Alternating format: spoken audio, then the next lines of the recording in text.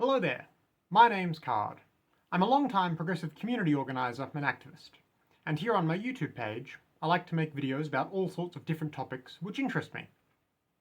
Today, I just wanted to very briefly explain some of the most common points of contention concerning the concept of Indigenous peoples and their relation to Europe, which is a topic I feel like we're seeing more and more discussion around as of late, and quite often in increasingly heated terms.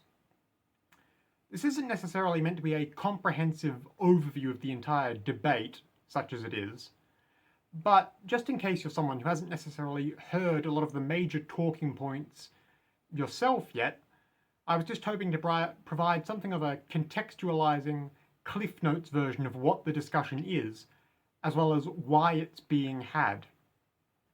So, as just about anyone online with even vaguely left-wing sympathies could tell you, unfortunately, on the internet, there are a lot of far right-wing trolls and provocateurs trying to spread their beliefs online. This is a large part of what a lot of people reductively refer to as the online culture war. Of course, arguing online about social topics is very far from the be-all and end-all of any sort of political organising, but at the same time, you'd be being a bit disingenuous to say that the internet isn't broadly a place where a lot of education about, and therefore public support for, a lot of social justice issues comes from. In short, the internet is a large piece of terrain where, at the very least, the ideological contest over a lot of the issues is fought. For that reason, a lot of us progressives also use the internet to spread our beliefs. But, unfortunately, so do the people with views very opposite our own. And the highly online hard right are often pretty good at it too. Every day online, there's a considerable back and forth over issues like abortion access, transgender rights, Israel-Palestine, so on and so forth. And every once in a while, a new or recurrent issue comes back into the public spotlight and becomes the newest topic of debate for a while. And it seems like, right on the horizon at the moment, is the next big topic. It's been hanging around the fringes of online political debate for a while, but it seems like a lot of elements within the online far right are now trying to force a debate about the so-called indigenous peoples' rights of native Europeans. Now, the very first thing you need to know about this debate, that I believe will see more and more reactionaries try to start in coming months, is that they're obviously not trying to have it in good faith. Virtually no one online who positions themselves as a right-wing figure wanting to have a spirited conversation about the indigenous peoples of Europe is doing so out of any earnest interest in productive discourse. Without a shadow of a doubt, it's a stalking horse to try and introduce people to the tired old far right-wing conspiracy theory that someone, the Jews, secretly wants to subvert the West for some nebulous reason or another. To that end, you can already see this happening if you do go looking for it. Reactionaries are attempting to adopt the language of progressive anti-colonial movements to try and push racist, separatist, white supremacist narratives about who should and shouldn't be in Europe, and so on. If nothing else, just keep that in mind, as this seems to be the new emerging culture war topic the online right seems broadly ready to start gearing up for. But I would also like to just quickly go over a couple of the right-wing talking points I've seen that you might also end up hearing soon as well as the simple reasons they're wrong and typically being only ever made in bad faith.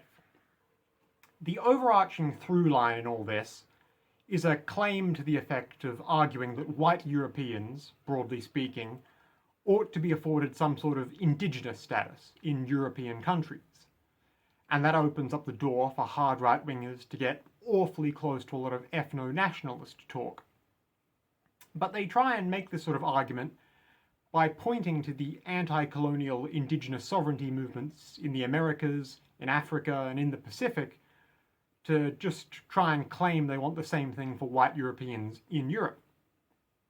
First of all, this sort of rhetoric is based off of a common misunderstanding of what the word indigenous actually means. Indigeneity is more than just the fact that your ancestors were from the same basic areas you live now. And it's much more than just appearing to have a primitive culture compared to some typically Eurocentric colonial standard. An indigenous population is essentially any specific localized ethnic group in the process of being subjugated by an outside force. Take, for example, any of the Native American groups on the eastern coast of what is now the USA, who were encountered by British colonial forces from around the beginning of the 17th century and onwards. What made the Native Americans there indigenous to the area wasn't just solely the fact that they'd been living there for thousands of years prior to contact with the white man. It's the fact that they were subsequently brutalized by this outside force over the land and resources they were living on. Above all else, the concept of being indigenous can only really exist if there's that external force to compare a small victimized group or population to. And you can extend this example with Native Americans, for instance, beyond just that point of initial contact with European colonists. After the American War of Independence, as the US grew to become a more powerful and geographically larger nation, a lot of Native American groups were forcibly relocated further and further inland and to the west, when, of course, they weren't just being killed outright. To this day, most Americans with native ancestry do not live in the exact same specific regions where their native pre-colonization ancestors did. Even though a lot of native populations have been physically displaced across the North American continent from their original homes, it's still correct to say that they are an indigenous people. Because again, indigeneity is not solely a product of just living in the same general space as your ancestors had ever since some arbitrary point in time. We could look at another quick example. Take the Maori, the indigenous people of New Zealand. The British had, broadly speaking, known about New Zealand since the 17th century, but they began colonizing it in full around the year 1840. As is the case with basically any colonial settlement, the arrival of more and more European settlers and martial forces divided the population of New Zealand from then on into a protected and privileged colonial class of people and the increasingly dispossessed indigenous class in the Maori. It's a social process which, sadly, is very typical of what happened just about everywhere in the world that European explorers gradually made their way to. Now, quite a fair few people these days, either because they're reactionaries arguing in bad faith, or because they just simply don't understand what indigenous means, point to something like the fact that the Maori, as a cultural ethnic group, only moved into the previously uninhabited land we now call New Zealand about 500 years before Europeans showed up. That's true, but it only works as a gotcha in an argument if you think, incorrectly, that a group is only indigenous to a place if they've been there since the dawn of man.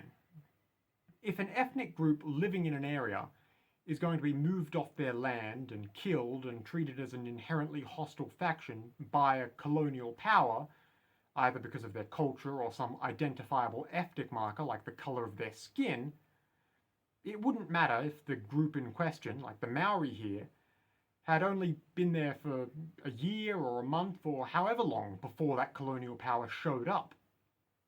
Conversely, if, and it is a big if, but if the European powers of the post-medieval world had spread out across the globe peacefully and without trying to establish racially hierarchical colonial empires overseas, then there wouldn't need to be the concept of indigeneity at all. And that basically brings us back to what I wanted to talk about here today. People making the duplicitous argument that white Europeans are in need of some sort of indigenous people's rights movement. The thing is, the people trying to make that argument are just disingenuous far-right people trying to push racial separatism and white supremacist talking points. The modern nations of Europe have not been colonized, ever. No outside military power has come along and tried to offload a civilian population right into the heart of a pre-existing European population centre, the way the European states did to everywhere else in the world for a few hundred years. And contrary to what some racist paranoiacs think, the fact that you might occasionally see a non-white person in the first world nowadays doesn't mean some secret incursion conspiracy is going on either. The closest the European continent has ever gotten to something approaching colonization within its own boundaries was when, around the year 700, the south of Spain was temporarily occupied by Moors from just across the other side of the Strait of Gibraltar for a bit. Something which, of course, hasn't been the case anymore anyway since the Middle Ages, and I would argue has not affected anyone living in any way for many generations at this point. Seriously, name a single adverse effect anyone today is living with because 1,300 years ago a couple cities in Spain had Moorish governors for a bit. Can't be done. Actual colonialism has left deep scars all over the world. As I alluded to earlier, practically all over the place, indigenous peoples have been displaced from where they traditionally lived and moved elsewhere. Their populations, by and large, remain decimated, being just small fractions of what they otherwise would be. Entire cultures have essentially been lost completely and forever. Look at America alone, where a sizable chunk of the native people now live on destitute reservations shunted to the most blighted parts of the country. Or look at the legacy of slavery and the Jim Crow laws over there. The descendants of chattel slaves are all, by and large, born into significantly poorer lives than those who aren't descendants of slaves. And even the hardline, legally codified racial segregation was only done away with, nominally, within living memory. Whereas white Europeans have not faced broad discrimination in their home continent at the hands of a system put in place by someone from outside of it.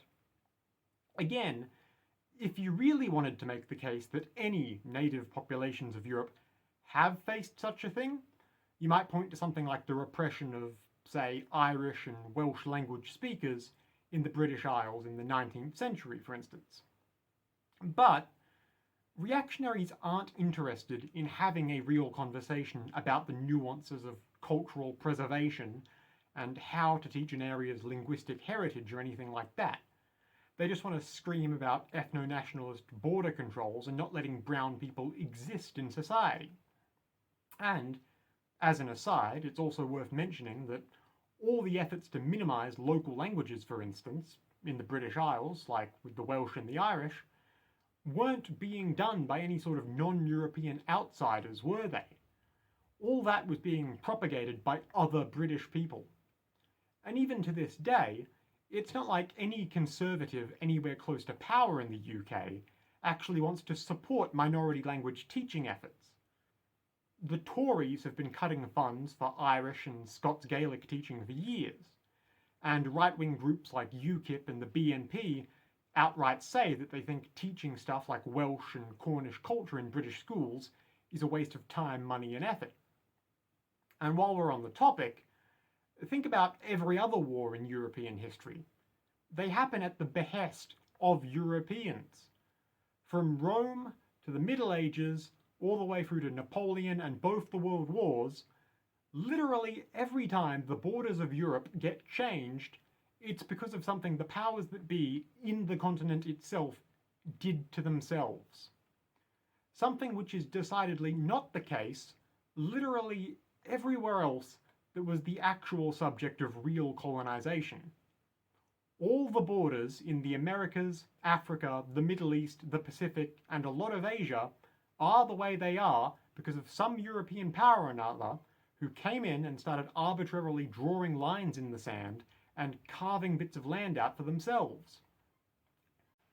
Almost anyone telling you that Indigenous European is a valid social category and that these so-called Indigenous Europeans exist and are under threat is probably knowingly telling you a bunch of nonsense.